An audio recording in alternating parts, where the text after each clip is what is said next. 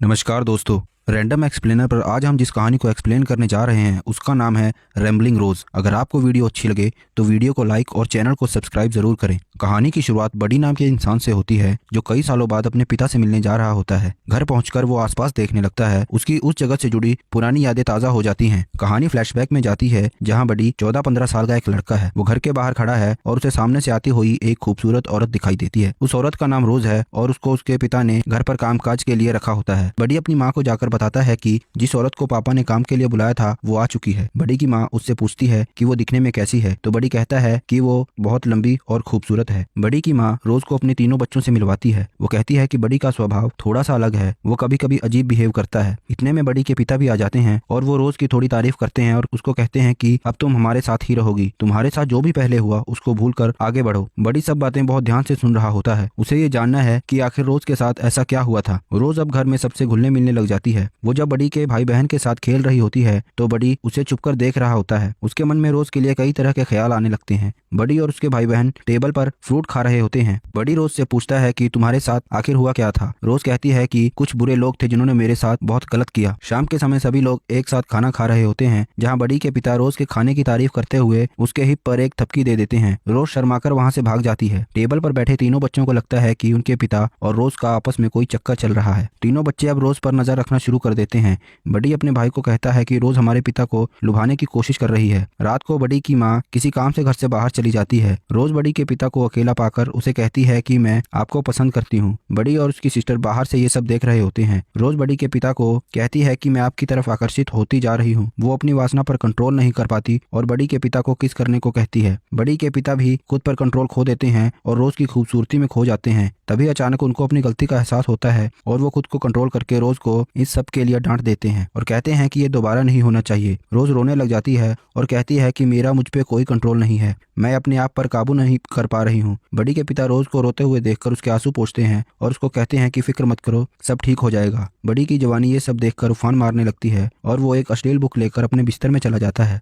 वो चद्दर के अंदर उसे पढ़ने लगता है कि तभी एक आवाज आती है और वो एकदम से सोने का नाटक करने लगता है। ये रोज होती है। वो बडी को कहती है कि मुझे अपने कमरे में नींद नहीं आ रही, तो क्या मैं तुम्हारे साथ यहाँ लेट जाऊँ। बडी कहता है कि तुम यहाँ सो सकती हो। रोज बडी के पास ही लेट जाती है और वो बडी के साथ अपनी कुछ बातें करने लगती है, लेकिन बडी का ध्यान तो कहीं और ही था। वो रोज को छूने लगता है। रोज उसे मना करती है तो वो कहता है कि मुझे तुम बहुत पसंद हो। रोज भी खुद पर काबू नहीं कर पा रही थी तो वो भी बडी को मना नहीं कर पाती और बडी रोज को छूकर अपनी वासना को शांत करने की कोशिश करने लगता है। वो अपने हाथ से रोज को मास्टरबेट करता है। रोज बडी से कहती है कि हमारे बीच में जो भी हुआ ये सब आगे नहीं होना चाहिए और ना ही इसके बारे में तुम किसी से कोई बात करोगे, क्योंकि तुम अभी बच्चे हो और लोग बस मुझ पर ही कीचड़ उछलेंगे। बडी रोज की हालत देखकर दुखी होता है और कहता है कि तुम फिक्र मत करो, यहाँ जो भी हुआ ये किसी को पता नहीं चलेगा। अगले दिन रोज तैयार होकर आती है और वो बडी और उसके पिता के साथ बाहर चली जाती है जहाँ सभी मर्द उसे ऊपर से नीचे तक घूर रहे होते हैं। वो वहाँ एक आदमी से मिलती है और उसके साथ कहीं चली जाती है। अगले दिन घर के बाहर एक आदमी घूम रहा होता है। बडी की माँ उसे देखकर घबरा जाती है और बडी के पिता को फोन कर देती है। वो घर आते हैं और उस आदमी को वहाँ से भगा देते हैं। रात में फिर से दो लोग गार्डन में दिखाई देते हैं। वो दोनों आपस में किसी वजह से लड़ रहे होते हैं। हिलेयर अपनी गन से गोली चलाता है जिसके डर से वो दोनों वहाँ से भाग जाते हैं। हिलेयर समझ जाता है कि ये दोनों रोज के बॉयफ्रेंड्स हैं। वो रोज को कहते हैं कि मुझे ये सब यहाँ नहीं चाहिए, अगर तुमको हमारे साथ रहना है तो इस सब को रोक दो। रोज कहती है कि मैं उन दोनों को समझाऊंगी